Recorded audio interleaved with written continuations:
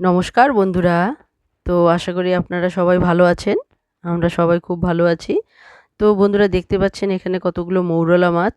তো এই মৌরলা মাছ দিয়ে আজকে মৌরলা মাছের তেল ঝাল হবে।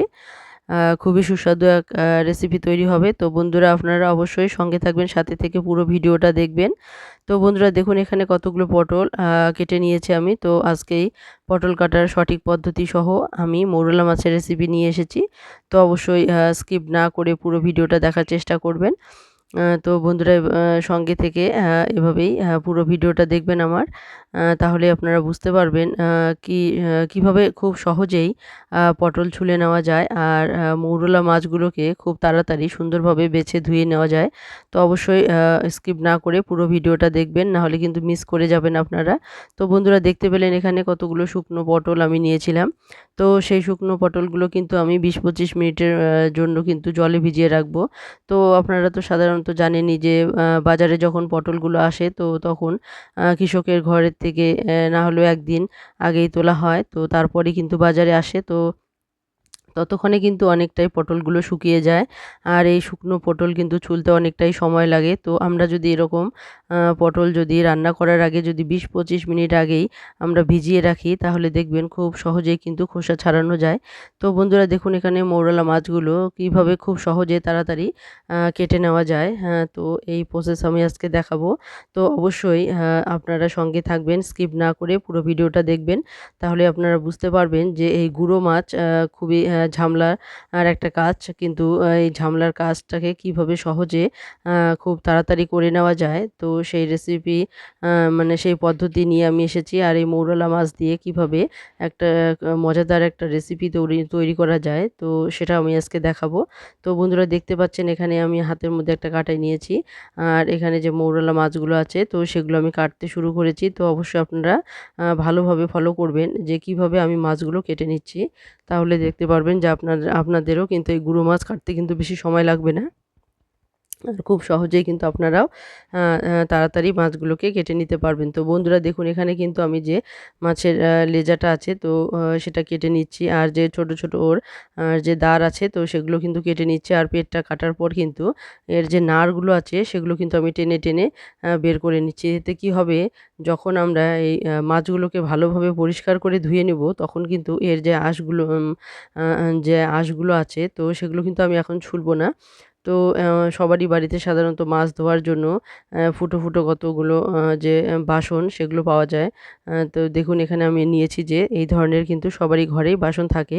তো এইভাবে যদি আমরা লেজ আর যদি ওর দাঁড়গুলোকে কেটে নিই, তারপর এটা যে পরিষ্কার করে ধোয়ার সময় যদি এরকম করে হালকা করে আলতোভাবে ঘষে নিই, তাহলে কিন্তু খুব সহজেই এর আঁশগুলো উঠে আসবে। আর মাছগুলো কিন্তু দেখতেও খুব সুন্দর লাগবে। আর এমনি অনেকেই আছেন যারা তাড়াহুড়ো করে মাছ বেচতে গিয়ে যে মানে দা দিয়ে বা কাঁটাই দিয়ে না কেটে, বটিতে না কেটে হয়তোবা পেটটা টিপে বের করে নেন। এতে কিন্তু মাছটা কিন্তু থেঁতলে যায়। মাছটা কিন্তু নরম হয়ে যায়। আর এর যে নাড়গুলো আছে তো সেগুলো কিন্তু লেগে থাকে। আর ধুতে গিয়ে কিন্তু বিরক্তিকর একটা অবস্থা হয়। তো অবশ্যই আপনাদেরকে বলব, যখন আপনারা এরকম গুঁড়ো মাছ কাটবেন তো তখন অবশ্যই পেটটা হাত দিয়ে না টিপে যদি এরকম করে দা দিয়ে বা কাঁটাই দিয়ে যদি কেটে, ছুরি দিয়ে কেটে যদি আপনারা টান দিয়ে নেন, তাহলে দেখবেন খুব সুন্দরভাবে এর নাড়গুলো বেরিয়ে আসছে। তাহলে আর ধুতে কিন্তু বিরক্তি লাগবে না, আর খুব কম সময়ের মধ্যে কিন্তু ধোয়া হয়ে যাবে। আর যদি এভাবে আপনারা না করে যে পেটটাকে টিপে ফাটিয়ে বের করেন, তাহলে দেখবেন মাছের গায়ে কিন্তু এর যে নাড়গুলো আছে লেগে থাকবে। আর ধুতে গিয়ে কিন্তু এর যে জালিদার যে বাসনটা আছে সেখানে কিন্তু লেগে থাকে। আর সেটা কিন্তু অনেক দিকদারি হয়, মানে অনেক বিরক্তিকর একটা কাজ হয়। কিছুতেই সেই নাড়গুলো পরিষ্কার হতে চায় না। আর মানে ধুতেই থাকতে লাগে অনেকক্ষণ। ধুতে, ধুতে একদম মাছগুলোর অবস্থাও শেষ হয়ে যায়। তো মানে সেগুলো একদম অনেকটাই টাইম লাগে। তো দেখুন আমি এভাবেই কেটে নেওয়াতে আমার একটা সুবিধা হয়েছে কি, এর যে নাড়গুলো আছে তো দেখতেই পাচ্ছেন আপনারা, ছোট মাছ হলেও কিন্তু এর অনেক নাড় থাকেই। হ্যাঁ, বড় মাছের যেরকম আমরা দেখতে পাই, ছোট মাছে কিন্তু হাত দিয়ে টিপে নিলে কিন্তু এরকম এই যে থেঁতলে যায় একটা অবস্থা। তো দেখতে পাচ্ছেন আমি দেখিয়ে দিচ্ছি। এখানে যদি আমরা হাত দিয়ে এরকম করে চাপা দিয়ে যদি বের করে নেই, তাহলে মাছের যে পেটটা আছে সেটা সেটা কিন্তু একদমই নরম হয়ে যাচ্ছে। তো দেখতে পাচ্ছেন আর যে নারগুলো আছে সেগুলো কিন্তু ঠিকঠাক বেরোচ্ছে না। তো অবশ্যই আপনাদেরকে বলবো এভাবে আপনারা মানে শর্টকাট করতে গিয়ে কিন্তু শর্টকাটের জায়গায় কিন্তু সময় একটু বেশিই লেগে যায়। তো সেভাবে না করে আমি যেভাবে কাটিয়ে মানে কেটে দেখিয়েছি তো সেভাবেই যদি আপনারা করেন তাহলে দেখবেন নিমেষেই আপনারা আ মানে ১ কেজি থেকে ২ কেজি মাছ দ্রুত আপনারা কেটে ফেলতে পারবেন। তো এখানে আমার ৫০০ মৌরলা মাছ আছে। তো দেখুন আমি কিন্তু খুব সহজে তাড়াতাড়ি কেটে নিলাম। আর এর নারগুলো যে আছে তো আপনারা দেখতেই পাচ্ছেন কতটা অনেকটাই পরিমাণ কিন্তু সেটা বেরিয়েছে। তো দেখুন এখানে আমি দেখিয়ে দিচ্ছি আবারও। যদি এরকম করে হাত দিয়ে আপনারা টিপে বের করেন তাহলে দেখবেন মাছগুলো একদম নরম হয়ে যাচ্ছে পেটটাও আর গায়ের মধ্যেও লেগে থাকছে আর কিন্তু দেখতেও অতটা ভালো লাগে না। এর লেজটা কিন্তু থেকেই যায়। তো আপনারা অবশ্যই যদি একটু ধৈর্য সহকারে লেজটা কেটে যদি এরকম করে নারটাকে বের করে নেন তাহলে দেখবেন ধুতেও আপনাদের খুব কম সময় লাগবে। আর আপনাদের কিন্তু মানে দেখতেও খুব সুন্দর লাগবে মাছগুলোকে। তো অবশ্যই বন্ধুরা এই টিপসটিকে মানে ফলো করবেন বা এই পদ্ধতিকে ফলো করবেন। তাহলে দেখবেন খুব সহজে আপনাদের দ্রুত কাজ হয়ে যাচ্ছে। তো বন্ধুরা আমার যে এই পদ্ধতিটা তো আপনাদের কেমন লাগলো মাছ কাটার পদ্ধতি? তো অবশ্যই সেটা কমেন্টে জানাতে ভুলবেন না। তো বন্ধুরা দেখুন এখানে কিন্তু সমস্ত মাছগুলোই কিন্তু আমার হয়ে গেছে। আ তো প্রায় তো ২-১ টা আছে আমি এটা ফটাফট এটা কেটে নেব। বেশি সময় লাগে না এভাবে যদি কেটে নেওয়া যায় তাহলে কিন্তু খুব তাড়াতাড়ি হয়ে যায়। আর এটা কিন্তু ধুতেও বেশি সময় লাগবে না। যেহেতু এর গায়ে কিন্তু নারগুলো লেগে নেই যার জন্য কিন্তু এটা খুব সহজেই ধোয়া হয়ে যাচ্ছে। আর আমি এই ধোয়ার সময় কিন্তু এই যে মাছগুলোর যে ঝাঁঝরিটা আছে তো এই ঝাঁঝরিটার নিচে কিন্তু একটা মানে সসপ্যান বা গামলা একটা বসিয়ে দিয়েছি। তাতে কি হয়েছে এই যে গামলার মধ্যে যে জলগুলো জমে যাচ্ছে তো দেখতেই পাচ্ছেন আপনারা জলের মধ্যে আমি এরকম করে ঘষে নেওয়াতে কি হচ্ছে এর যে আঁশগুলো আছে খুব সহজেই কিন্তু বেরিয়ে যাচ্ছে আর জলটাও কিন্তু ভালোভাবে পরিষ্কার হয়ে যাচ্ছে মানে যত ধুবো তত কিন্তু আঁশগুলো সব বেরিয়ে যাবে আর জলটাও কিন্তু বেরিয়ে যেতে থাকবে এইভাবেই তাহলে কিন্তু খুব সহজে মাছগুলো ধোয়া হয়ে যাচ্ছে। তো বন্ধুরা এই প্রসেসে যদি আপনারা কাটেন তাহলে দেখবেন খুব সহজে মাছগুলো কাটা হয়ে যাচ্ছে আবার ধুতেও বেশি সময় লাগছে না। আর যদি এভাবে যদি টিপে, টিপে বের করে দেখেন তাহলে দেখবেন মাছগুলো টিপতে হয়তো সময় লাগছে না কিন্তু মাছগুলো দেখতে মানে খারাপ হয়ে যাচ্ছে, মাছগুলো নরম হয়ে যাচ্ছে। আর ধুতে গিয়েও দেখবেন বাকি যে মাছগুলো যে বাকিটা ধুতে গিয়ে দেখবেন মাছগুলোর অবস্থা একেবারে বেহাল হয়ে যাবে। তো অবশ্যই বন্ধুরা এই টিপসটিকে ফলো করবেন তাহলে দেখবেন খুব সহজেই সুন্দরভাবে আপনারা মাছ কেটে নিতে পারছেন।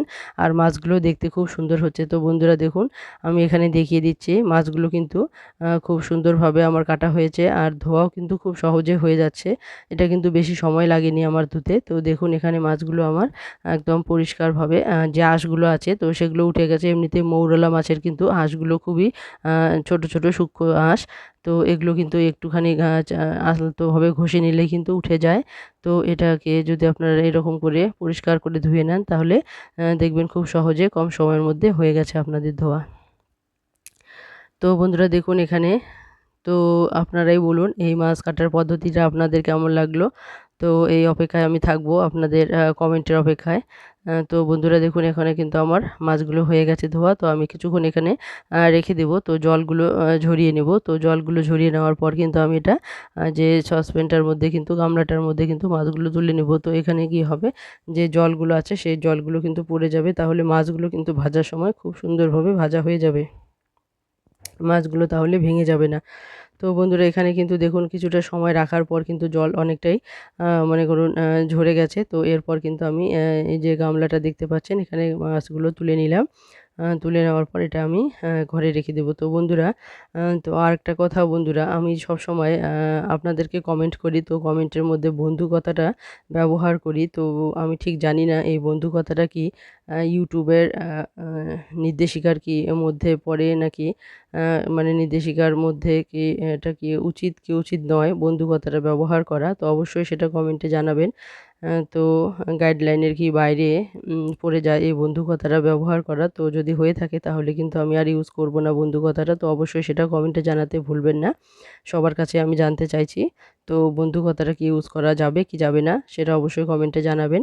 তো বন্ধুরা দেখুন এখানে কিন্তু মাছ ধোয়ার পর কিন্তু আমি চলে এসেছি ঘরে। তো দেখুন এখানে কিন্তু পটলগুলো কিন্তু ২০-২৫ মিনিটের মতো কিন্তু এখানে জলে ভিজিয়ে রেখেছিলাম। তো এখন কিন্তু একদম তাজা, তাজা লাগছে মনে হচ্ছে সদ্য গাছ থেকে তুলে আনা। তো এতে করে কি হবে এই পটলগুলো কিন্তু খুব মানে ছুলতে কিন্তু খুব সহজেই মানে ছোলা যাবে অতটা খাটনি হবে না। আর যদি এটা আমরা শুকনোভাবে যদি ছুলতে যাই তাহলে কিন্তু ছুলতে গিয়েও অনেকটা মোটা হয়ে চলে আসবে আর কিন্তু ছুলতেও বেশ সময় লাগবে। তো বন্ধুরা এটা যেহেতু আমি এভাবে ছুলে নিয়েছি মানে ভিজিয়ে রেখেছি তাহলে কিন্তু এটা খুব সহজেই আঁশগুলো কিন্তু একদম পাতলাভাবে ছুলে নেওয়া যাবে। তো বন্ধুরা দেখুন আমি কিভাবে ছুলে নিচ্ছি। তো এভাবেই আপনারা যদি ছুলে নেন তাহলে কিন্তু ভিজিয়ে রাখার পর যদি ছুলে নেন পটলগুলো তাহলে দেখবেন আপনাদেরও পটলগুলো খুব সুন্দর পাতলা করে ছুলে নিতে পারছেন আর খুব সহজেই কিন্তু ছিলকাগুলো কিন্তু ছুলে নেওয়া যাচ্ছে। তো বন্ধুরা এই টিপসটি আপনাদের কেমন লাগলো সেটা কিন্তু অবশ্যই কমেন্টে জানাতে ভুলবেন না। তো দেখুন এখানে খুব সুন্দরভাবে কিন্তু আমার ছোলা হয়ে যাচ্ছে। তো এভাবে কিন্তু সমস্ত পটলগুলোকে আমি ছুলে নেব। আর ছুলে নেওয়ার পর এই পটল দিয়ে কিন্তু আজকে সুন্দরভাবে একটা মৌরলা মাছের কিন্তু তেল ঝাল তৈরি হবে। তো অবশ্যই বন্ধুরা সঙ্গে থাকবেন, স্কিপ না করে পুরো ভিডিওটা দেখবেন। তো দেখুন এখানে কিন্তু পুরো ভিডিওটা দেখা খুবই মানে দরকার। যদি না দেখেন তাহলে কিন্তু বুঝতে পারবেন না যে তেল ঝালটা কিভাবে তৈরি হলো।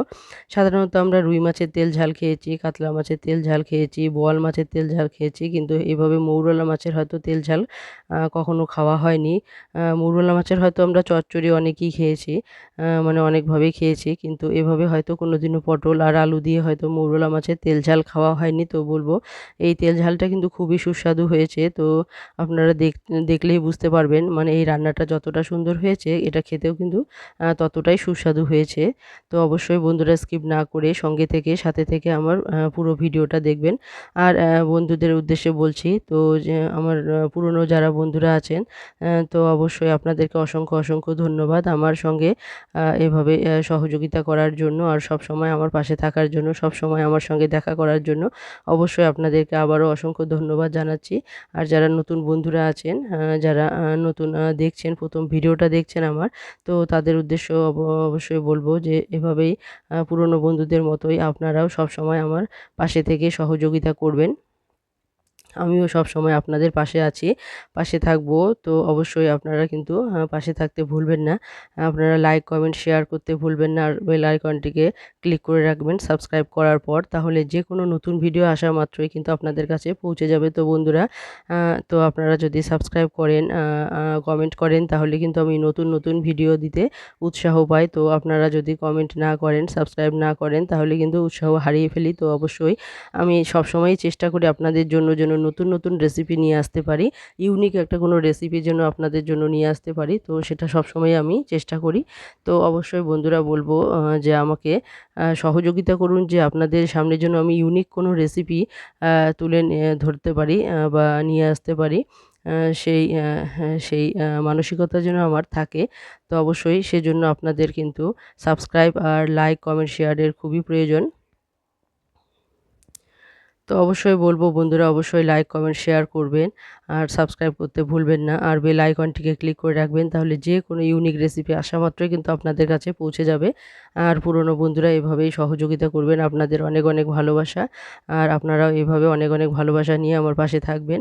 আর আমিও অবশ্যই চেষ্টা করব সবসময় আপনাদের পাশে থাকতে। তো আমি যখনই আপনাদের দেখা করতে যাই তখনই কিন্তু আমি ফুল ওয়াশ করেই দেখে আসি। যার জন্য কিন্তু আমি হয়তো বা সবাইকে দেখা করতে পারি না একদিনেই। তো আমি কিন্তু অবশ্যই ১ম দিন না হলেও ২য় দিন কিন্তু অবশ্যই আপনাদের কাছে গিয়ে অবশ্যই দেখা করব। তো অবশ্যই আপনারাও চেষ্টা করবেন সময় নিয়ে আমার সঙ্গে দেখা করতে। কারণ অনেক বন্ধুরা আছেন অনেক মানে সেগুলো প্রত্যেকটা কমপ্লিট করতে কিন্তু অনেক টাইম লেগে যায়। তো এইভাবে কিন্তু ফুল ওয়াচ করে দেখতে গিয়ে কিন্তু অনেকটাই আমাদের টাইম লাগে। যার জন্য কিন্তু সবার সঙ্গে দেখা করা হয়তো সময় মানে হয়ে ওঠে না একদিনেই। তো অবশ্যই আমি চেষ্টা করব যে একদিন যদি না হয় তো ২য় দিন অবশ্যই আপনাদের কাছে গিয়ে ঘুরে দেখে আসব। তো বন্ধুরা দেখুন এভাবে সমস্ত পটলগুলোকে কিন্তু আমি ছুলে নিয়েছি। তো যেহেতু পটলগুলো আমার একটু লম্বা সাইজের ছিল তাই আমি এটাকে ৩টে টুকরো বা ৪টে টুকরো এইভাবে কিন্তু কেটে নিচ্ছি। তো আপনারাও আপনাদের যে পটলগুলো থাকবে তো সেই পটল অনুযায়ী কিন্তু সাইজ মতো কেটে নেবেন। তো বন্ধুরা দেখুন এখানে সমস্ত পটলগুলো আমি ছুলে নিয়েছি। খুব সুন্দর, খুব সহজেই কিন্তু ছুলা হয়ে গেছে যেহেতু এটা আমি ভিজিয়ে রেখেছিলাম। যার জন্য কিন্তু খুব সহজেই কিন্তু যে খোসাগুলো কিন্তু উঠে এসেছে। তো দেখুন এখানে কিন্তু আলুগুলো যে আছে তো সেটা কিন্তু ২ টো আলু নিয়েছি আমি, সেটা বড় সাইজের আলু। তো আমি এখানে আলুগুলোকে আমি সুন্দরভাবে ছুলে নেওয়ার পর মাঝখানে ফালা করার পর আলুগুলোকে কিন্তু ৩টে দেখতেই পাচ্ছেন আমি ৩টে টুকরো করে নিয়েছি, ৩টে মানে চির করে নিয়েছি। ৩টে চির করে নেওয়ার পর কিন্তু সেগুলোকে সমানভাবে মাঝখানে কেটে নিয়েছি। তো এতে করে যে আলু আর যে পটলের যে সাইজটা আছে তো সেটা কিন্তু একদম সমানভাবে হবে। আর যেকোনো রেসিপি যদি আপনারা সুন্দরভাবে একই সমান করে কাটেন তাহলে কিন্তু দেখতেও খুব সুন্দর লাগে। আর যখন রান্না করবেন তখন কিন্তু দেখতেও ভালো লাগবে, আবার কিন্তু খেতেও খুবই ভালো লাগবে। তো অবশ্যই বন্ধুরা এই দিকটা মাথায় খেয়াল রাখবেন। যেকোনো রেসিপি যখন আপনারা বানিয়ে নেবেন তখন অবশ্যই চেষ্টা করবেন সমস্ত যে উপকরণগুলো আছে তো সেগুলো যেন একদম সমানভাবে কেটে নেওয়া যায়। তাহলে দেখবেন রেসিপিটা দেখতে খুবই সুন্দর হবে আর কিন্তু খেতেও খুবই সুস্বাদু হবে। তো বন্ধুরা এই রেসিপিটা বানানোর জন্য এখানে আমি নিয়েছি 2টো পেঁয়াজ, 1টে টমেটো আর একটা বড় আদার টুকরো। তো বন্ধুরা দেখুন এখানে যে টমেটোটা আছে তো সেটাও কিন্তু আমি ভালোভাবে পরিষ্কার করে ধুয়ে নিয়েছি। এরপর আমি এটা কেটে নেব। এরপর যে পেঁয়াজগুলো আছে তো সে পেঁয়াজগুলো কিন্তু আমি সুন্দরভাবে কেটে নেব পাতলা পাতলা করে। তো পেঁয়াজগুলো কাটার সময় অবশ্যই যে খেয়াল রাখবেন, যেহেতু এখন গরমকাল সবারই কিন্তু মাথার উপরে ফ্যান থাকেই। তো ওই পেঁয়াজ কিন্তু চুলতে গিয়ে কি হয়, যে পেঁয়াজগুলো কিন্তু পেঁয়াজের যে খোসাগুলো আছে সেগুলো কিন্তু বাতাসে উড়তে থাকে। তো অবশ্যই আপনারা চেষ্টা করবেন যখন পেঁয়াজগুলো আপনারা ছুলবেন তো অবশ্যই সেটা জলে যদি একটু ভিজিয়ে নেন তাহলে দেখবেন এর যে খোসাগুলো আছে সেগুলো কিন্তু আর উড়বে না। তাহলে আর এক জায়গায় জমে থাকবে। তো বন্ধুরা দেখুন এখানে কিন্তু যে পেঁয়াজগুলো আছে সেগুলো কিন্তু আমি জলে ভিজিয়ে নেব। আর ভিজিয়ে নেওয়ার পর কিন্তু আমি খোসাগুলো ছুলবো। তাহলে কিন্তু আমার যে পেঁয়াজের যে খোসাগুলো আছে তো সেগুলো কিন্তু আর ফ্যানের হাওয়ায় কিন্তু উড়ে যাবে না। তো সমস্ত ঘর এলোমেলো হবে না। এতে কিন্তু আমাদের কাজটা খুব সহজে হয়ে যাবে। আর যে কাজটা সহজে হয়ে যাবে আর দ্রুতভাবে হয়ে যাবে। তো দেখুন এখানে কিন্তু পেঁয়াজটাকে আমি ভিজিয়ে নিয়েছি, যার জন্য কিন্তু খোসাগুলো আর উড়ে যাচ্ছে না। তো এখানে কিন্তু একসঙ্গে সুন্দরভাবে জমা হয়ে পড়ে যাচ্ছে। তো বন্ধুরা এভাবেই কিন্তু আপনারা যদি পেঁয়াজ কেটে নেন তাহলে দেখবেন মাছ বা মাংস কাটার রান্না করার সময় কিন্তু অনেকেই অনেক পেঁয়াজ ব্যবহার করে থাকেন। তো সেক্ষেত্রে অবশ্যই বলব, যদি পেঁয়াজগুলো কাটার সময় এভাবে জলে ভিজিয়ে নিয়ে কাটেন তাহলে দেখবেন যে পেঁয়াজের যে চোচাগুলো আছে, খোসাগুলো আছে তাহলে সেগুলো কিন্তু উড়বে না ফ্যানের হাওয়ায়। আর আপনাদেরও কাজ বাড়বে না। তো আপনারা দ্রুত কাজগুলোকে গুছিয়ে করে নিতে পারবেন। তো বন্ধুরা অবশ্যই এই টিপসটি কেমন লাগলো আপনাদের অবশ্যই কমেন্টে জানাবেন। তো বন্ধুরা আপনাদের দেখুন এখানে কিন্তু আমার পেঁয়াজ যে আছে তো সেই 2টো পেঁয়াজ কিন্তু আমি কেটে নিয়েছি, মানে ছুলে নিয়েছি। তো এই পেঁয়াজগুলো ছোলার পর কিন্তু এই পেঁয়াজগুলোকে আমি সুন্দরভাবে কুচি কুচি করে পাতলা করে কেটে নেব। তো বন্ধুরা এতক্ষণ অবধি ভিডিওটা দেখার জন্য অসংখ্য ধন্যবাদ আপনাদেরকে। তো বাকি ভিডিওটা অবশ্যই দেখবেন। এই তেল ঝালটা কিন্তু খুবই সুন্দর হয়েছে দেখতে আর খেতেও কিন্তু খুবই সুস্বাদু হয়েছে। তো এই তেল ঝালটা আমি কিভাবে বানাচ্ছি সেটা অবশ্যই দেখবেন। তো দেখুন এখানে কিন্তু হয়ে গেছে আমার যে কাটা। তো অবশ্যই এখানে যে আমি এখন পেঁয়াজগুলোকে সুন্দরভাবে পাতলা পাতলা করে কেটে নেব। তো অনেকে আছেন যারা কিন্তু পেঁয়াজগুলোকে বেটেও দিতে পারেন, কিন্তু আমি এটা পেঁয়াজগুলো বেটে দেব না। আমি এখানে তেল ঝাল বানাচ্ছি। তো পেঁয়াজগুলোকে সুন্দর করে কেটে ভেজে নেব। তাহলে এটার কিন্তু একটা আলাদাই স্বাদ বাড়বে। কারণ পেঁয়াজ যে ভাজার একটা যে ঘ্রাণ সেটা কিন্তু অসাধারণ। হয়তো অনেকেরই ভালো লাগে বা অনেকেরই ভালো লাগে না। কিন্তু আমি জানি না, কিন্তু আমার কিন্তু খুবই ভালো লাগে। এই পেঁয়াজ ভাজার যে গন্ধটা আছে, ঘ্রাণটা আছে সেটা কিন্তু অসাধারণ। মানে অপূর্ব। আমার খুবই মানে একদম মন পাগল করার মতোই গন্ধ। মানে খুবই ভালো লাগে পেঁয়াজ ভাজার যে গন্ধটা আছে সেটা কিন্তু ঘ্রাণটা খুবই ভালো লাগে আমার। তো বন্ধুরা অবশ্যই কমেন্টে জানাবেন আপনাদের কার কার এই পেঁয়াজ ভাজার গন্ধ বা ঘ্রাণটা ভালো লাগে। তো দেখতে পাচ্ছেন এখানে কিন্তু পাতলা পাতলা করে কিন্তু পেঁয়াজগুলো আমি কেটে নিয়েছি। তো এখানে আমি যে পরিমাণ লঙ্কা দেবো সেই লঙ্কাগুলো কিন্তু আমি ধুয়ে এখানে কেটে নেব পেঁয়াজের সঙ্গেই। তো বন্ধুরা অবশ্যই সঙ্গে থেকে পুরো ভিডিওটা দেখবেন। পুরনো বন্ধুরা কিন্তু অবশ্যই লাইক কমেন্ট শেয়ার করতে ভুলবেন না। আপনাদের যে বন্ধুরা আছে অবশ্যই তাদেরও সঙ্গে শেয়ার করবেন, তাহলে আমি আপনাদের সঙ্গে এগিয়ে যেতে পারবো। তো আপনাদের কিন্তু যে অনেক অনেক ভালোবাসা কিন্তু চাই, না হলে কিন্তু আমি আপনাদের সঙ্গে এগিয়ে যেতে পারবো না। কারণ অনেক বন্ধুদেরকেই দেখি যারা শুধু কমেন্ট করে যান, কিন্তু লাইক করতে হয়তো ভুলে যান। কারণ লাইক আর কমেন্টের কিন্তু ব্যালেন্সটা আমি দেখি যখন, তখন আমি বুঝতে পারি যে অনেক বন্ধু হয়তো ভুলে গেছেন লাইক দিতে। তো অবশ্যই বলবো, কারণ লাইক আর কমেন্টের কিন্তু একটা গুরুত্ব আছে। অবশ্যই আপনারা যে কমেন্ট করবেন তখন কিন্তু অবশ্যই লাইক দিতে ভুলবেন না। কারণ আমি প্রত্যেক বন্ধুকেই কিন্তু লাইক আর কমেন্ট সবসময় একসঙ্গেই দিয়ে থাকি। কারণ লাইক আর কমেন্টেরও কিন্তু ইউটিউবে একটা ভালো গুরুত্ব আছে। তো অবশ্যই আপনারা চেষ্টা করবেন যখন কমেন্ট করবেন তখন যেন লাইকটা দিতে ভুলেন না। তো বন্ধুরা দেখুন এখানে কিন্তু আদাটাকেও কিন্তু আমি জলের মধ্যে ভিজিয়ে রেখেছিলাম। তো আদা যদি এভাবে জলের মধ্যে ভিজিয়ে রাখা যায় তাহলে কিন্তু আদার যে খোসাগুলো আছে যে সেগুলো কিন্তু সহজে উঠে আসে। কারণ আদা তো সাধারণত আমরা বাজার থেকে কিনে আনি। আমরা কিন্তু টাটকা জিনিস কখনোই পাই না। তো সেগুলো কিন্তু শুকিয়ে যায়। তো আমরা যদি সেগুলোকে জলে ভিজিয়ে রাখি তাহলে কিন্তু সেগুলো একদম তাজা হয়ে যায়। আর সহজেই কিন্তু এর যে খোসাগুলো আছে তো সেগুলো কিন্তু সহজেই আমরা ছুলে ফেলতে পারি। তো অবশ্যই বন্ধুরা আপনারা যেকোনো সবজি যখন কাটবেন তখন দেখবেন যদি সেগুলোকে আপনারা ভিজিয়ে রাখেন তাহলে দেখবেন সেগুলো একদম তাজা হয়ে গেছে নতুন। মানে গাছ থেকে সদ্য গাছ থেকে তুলে আনা সবজির মতোই হয়ে গেছে। আর আপনাদের কিন্তু কাজটা খুব সহজ হয়ে যাবে। তো বন্ধুরা দেখুন এখানে কিন্তু আদাটা আমি সুন্দরভাবে ছুলে নিয়েছি। তো এই আদার টুকরোটাকে আমি 4 ফালা করে কেটে নিব। তাহলে আমার এটা বাটতে সুবিধা হবে। খুব তাড়াতাড়ি বাটাও হয়ে যাবে। তো এই টুকরো এই যে আদার টুকরোটা আছে, আদার টুকরো দিয়ে কিন্তু আমি আজকে এই মাছের তেল ঝালটা তৈরি করতে যাচ্ছি। তো বন্ধুরা দেখুন এখানে কিন্তু কড়াই বসিয়ে দিয়েছি আমি। তো কড়াই দেওয়ার পর এখানে দিয়ে দিলাম সানফ্লাওয়ার। তো এই সানফ্লাওয়ার কিন্তু আমাদের হার্টের পক্ষে খুবই উপকারী। তো অবশ্যই আপনারা চেষ্টা করবেন এই সানফ্লাওয়ার খাওয়ার। তাহলে দেখবেন আপনাদের হার্ট ভালো থাকবে। তো হার্ট যদি ভালো থাকে অটোমেটিক আমরা ভালো থাকবো, সুস্থ থাকবো। তো আমরা শুধু এই রকমারি খাবার খাবো তাই নয়, আমাদের শরীর স্বাস্থ্যের জন্য ভালো থাকে সেদিকেও কিন্তু আমাদের প্রত্যেকেরই ধ্যান দেওয়া খুবই প্রয়োজন। যেহেতু আমরা এখানে মানে তেল মশলাদার একটু খাবার খাচ্ছি কিন্তু সেই তেলটা যদি একটু ভালো খাই তাহলে আমাদের শরীরের পক্ষে কিন্তু খুবই উপকার। কারণ প্রত্যেকটা রেসিপি কিন্তু আমরা যখন মজাদার করে বানাই তখন না হলেও কিন্তু একটু তেল আমাদেরকে বেশি করেই দিতে হয়। আর এই তেলটা যদি স্বাস্থ্যকর হয় বা স্বাস্থ্যের পক্ষে উপকারী হয় তাহলে কিন্তু কোনো ব্যাপার নয়। আমরা যতই তেল মশলা খাই না কেন তাহলে কিন্তু সেটা কিন্তু আমাদের শরীরের পক্ষে উপকার হবে, ক্ষতিকারক হবে না। তো অবশ্যই আপনারা চেষ্টা করবেন এরকম উপকারী তেল খাওয়ার। তাহলে যতই আপনারা একটু তেল বেশি করে দিন না কেন তাহলে কিন্তু আপনাদের শরীরের পক্ষে কোনো ক্ষতি হবে না, বরং উপকারী হবে। তো আমি এখানে ব্যবহার করছি সানফ্লাওয়ার মানে সূর্যমুখী তেল। তো অবশ্যই আপনারা কিন্তু সূর্যমুখী তেল ব্যবহার করতে পারেন, কারণ এটা কিন্তু হার্টের পক্ষে খুবই উপকারী তেল একটা। তো বন্ধুরা দেখুন এখানে কিন্তু আলুগুলো আমি ভেজে নিয়েছি। তো আলুগুলো ভেজে নেওয়ার পর এখানে কিন্তু পটলগুলোকে আমি ভেজে নেব। তো পটলগুলোকেও কিন্তু এখানে হলুদ আর লবণ মাখিয়ে নিয়েছি আমি সামান্য পরিমাণ। তো আলুগুলোকেও কিন্তু লবণ হলুদ মাখিয়ে নিয়েছিলাম, আপনারা দেখেছিলেন। আমি হয়তো মানে কথার মাঝখানে আপনাদের সঙ্গে গল্প করতে করতে ভুলে গেছি বলতে। তো এখানে কিন্তু আলুগুলো কিন্তু আমি লবণ হলুদ মাখিয়ে নিয়েছিলাম আর সেগুলো আমি ভেজে রেখে দিয়েছি। তো এখন দেখতে পাচ্ছেন এখানে যে পটলগুলো আছে সেগুলো কিন্তু আমি সুন্দরভাবে লবণ হলুদ মাখিয়ে নিয়েছি। এরপরে আমি এগুলোকে ভেজে তুলে নেব। তো বন্ধুরা দেখুন এখানে কিন্তু আমি পটলগুলোকে ভাজতে শুরু করে দিয়েছি। এরপর পটলগুলো ভাজা হয়ে গেলে এগুলোকে নামিয়ে রেখে দিব। আর নামিয়ে রাখার পর যে এদিকে বাকি যে টমেটোটা আছে তো সেই টমেটোটাকেও কিন্তু আমি হালকা ভেজে নেব। তো এই টমেটোটা কিন্তু আমি এখানে ভাজা করেই দেব। তো বন্ধুরা আপনারাও টমেটো অপশনাল, আপনারা দিতে পারেন আর নাও দিতে পারেন, কিন্তু দিলে পরে কিন্তু খুবই ভালো হবে। তো বন্ধুরা দেখতে পাচ্ছেন এখানে টমেটোগুলো কিন্তু আমার ভাজা হয়ে গেছে, সবগুলো একসঙ্গে আমি নামিয়ে নিয়েছি। তো এখানে কিন্তু যে আদা বাটা আমি দেখিয়েছিলাম সেটা বেটে নিয়েছি। তো আদা বাটার সঙ্গে এখন আমি দিয়ে দিচ্ছি হাফ চামচ মতো কিন্তু এখানে হলুদ গুঁড়ো দিয়ে দিলাম। আর আমি এখানে দেব হচ্ছে জিরে গুঁড়ো।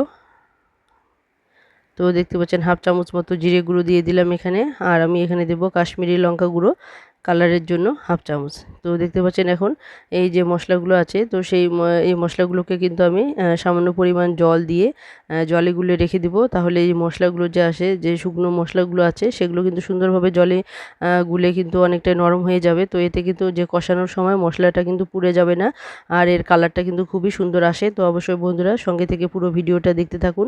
তো বন্ধুরা দেখুন এখানে কিন্তু আমি আবার কড়াইয়ের মধ্যে তেল দিয়ে দিলাম। এখানে আমি যে তেলটা দিলাম সেটা হচ্ছে সানফ্লাওয়ার তেল। এই সানফ্লাওয়ার তেলটা কিন্তু আমাদের হার্টের পক্ষে খুবই উপকার। তো বন্ধুরা দেখুন এখানে কড়াইয়ের মধ্যে যে পেঁয়াজগুলো কাটা ছিল সেগুলো কিন্তু দিয়ে দিলাম। আর সেখানে সাথে কিছু কাঁচা লঙ্কা আর কিছু শুকনো লঙ্কা কিন্তু আমি এখানে দিয়ে দিলাম। আর এখানে ফোড়নে দিয়ে দিলাম আমি হচ্ছে গিয়ে পাঁচ ফোড়ন দিয়ে দিলাম। তো এটা পেঁয়াজগুলোকে কিন্তু ভালো করে ভেজে নেব। তো একদম কিন্তু কড়া লাল করে ভাজবো না। তো এটা কিন্তু একদম সুন্দর সাদা অবস্থাতেই থাকবে। তো এতে কিন্তু আমি যে আলু আর পটলগুলো ভেজে রেখেছি, টমেটো ভেজে রেখেছি সেই টমেটোগুলো কিন্তু আমি এখন দিয়ে দেব। তার আগে কিন্তু আমি মশলাটা দিয়ে দেবো, কারণ এগুলো আমার আগেই ভাজা হয়ে গেছে। তো দেখুন যেহেতু এখানে পেঁয়াজগুলো আমার ভাজা হয়ে গেছে তো পেঁয়াজগুলোকে কিন্তু আমি একদম লাল করে ভাজিনি, দেখতেই পাচ্ছেন। তো পেঁয়াজগুলো কিন্তু সাদা অবস্থায় হয়েছে ভাজা। তো এখানে কিন্তু যে মশলাগুলো আমি জলে গুলিয়ে রেখেছি তো সেই মশলাটা আমি দিয়ে দিলাম এখন। আর মশলাটাকে আমি ভালোভাবে কষিয়ে নেব। তো পটল আর আলুগুলো যেহেতু ভাজা, তো সেগুলো কিন্তু বেশি করে কষানোর কোনো প্রয়োজন নেই। এখন শুধু এখানে মশলাগুলোকে ভালোভাবে একটু কষিয়ে নিলেই হয়ে যাবে। তো এখানে মশলাগুলোর মধ্যে এখন আমি দিয়ে দিচ্ছি স্বাদ মতো লবণ। তো বন্ধুরা জানেনই লবণ কিন্তু আমি আগেই দিয়েছিলাম, যে আলুগুলো ভাজার সময় লবণ দিয়েছি, আর পটলগুলো ভাজার সময়ও কিন্তু আমি হালকা লবণ দিয়েছি। তো সেই আন্দাজ মতো কিন্তু এখন যে তেল ঝালটা তৈরি হবে সেই আন্দাজ মতো কিন্তু এখন লবণ আমি দিয়ে দিলাম। তো বন্ধুরা আপনারা আপনাদের যে পরিমাণ থাকবে পটল আলু সেই আন্দাজ মতো কিন্তু আপনারাও লবণ ব্যবহার করবেন। সবজির পরিমাণ অনুযায়ী কিন্তু লবণ দেবেন। তো বন্ধুরা দেখুন এখানে কিন্তু আমি যে পটল আর আলুগুলো ভেজে রেখেছিলাম তো সেগুলো কিন্তু আমি দিয়ে দিলাম। তো যেহেতু এখানে মশলাটাও আমার কষানো হয়ে গেছে, তো এখানে কিন্তু আর বেশি করে কষানোর কোনো প্রয়োজন নেই। এগুলো সমস্ত উপকরণই কিন্তু আমি ভেজে নিয়েছি, আপনারা দেখতেই পেয়েছেন। তো ভাজার পর কিন্তু এখানে মশলাটাকেও আমি কষিয়ে নিয়েছি। তো এখন কিন্তু যে মশলার যে পটল আলুগুলো আছে, তো দেখতে পাচ্ছেন খুব খুব সুন্দর কিন্তু কালার এসেছে, আর তেলটাও কিন্তু ছাড়তে শুরু করেছে। তো এখন আমি এখানে যতটুকু আমি তেল ঝাল বানাবো তো সেই আন্দাজ মতো লবণও দিয়েছি, তো সেই আন্দাজ মতো কিন্তু এখানে জল দিব। তো আমি এখানে আমার যে বড় একটু মিডিয়াম সাইজের একটা বাটি আছে, তো সেই বাটি দিয়ে কিন্তু আমি 2 বাটি পরিমাণ এখানে জল দিয়ে দিয়েছি। তো দেখুন এখানে যে বাটিটা দেখতে পাচ্ছেন, তো প্রথমে 1 বাটি, তো আর এক বাটি দিয়ে দিলাম আমি এখানে। 1 বাটির একটু কম ছিল, যেহেতু বাটির সাইজটা একটু বড় ছিল, তো সেই আন্দাজ মতো আমি দিয়ে দিলাম এখানে। বাটিটার পুরোপুরি ফুল হয়নি। তো দেখুন কালারটা কত সুন্দর এসেছে বন্ধুরা। যেহেতু এর নাম তেল ঝাল, তো এখানে তেলটাও একটু বেশি করে পড়বেই। আর সেই তেল যদি হয় শরীরের পক্ষে উপকারী, তো সেটা কিন্তু কোনো মানে ক্ষতি করবে না। তাহলে অবশ্যই আমরা এই তেল ঝালটা খেতে পারি। তো বন্ধুরা দেখুন এখানে কিন্তু যে মৌরলা মাছগুলো আছে সেগুলো আমি লবণ হলুদ দিয়ে দিয়েছি। এখন ভালো করে এগুলো মেখে নিব, আর মেখে নেওয়ার পর কিন্তু এটা আমি আলাদা একটা কড়াইয়ে ভেজে নেব। আর কড়াইয়ে ভাজার সময় কিন্তু গরম গরম ভাজতে থাকবো, আর এখানে আমি মাছগুলোও দিতে থাকবো। তো বন্ধুরা দেখুন এখানে কিন্তু তেল ঝালটা কিন্তু আমার রেডি হয়ে গেছে, অনেকটাই জাল হয়ে গেছে। এখন কিন্তু আর বেশি জাল দেওয়ার প্রয়োজন নেই। তো এখন আমি এখানে মাছগুলো ভেজে ভেজে গরম গরম মাছগুলো কিন্তু ওখানে তেল ঝালের মধ্যে ছাড়বো। তো বন্ধুরা দেখুন এখানে কড়াইয়ের মধ্যে আমি তেল দিয়ে দিয়েছি।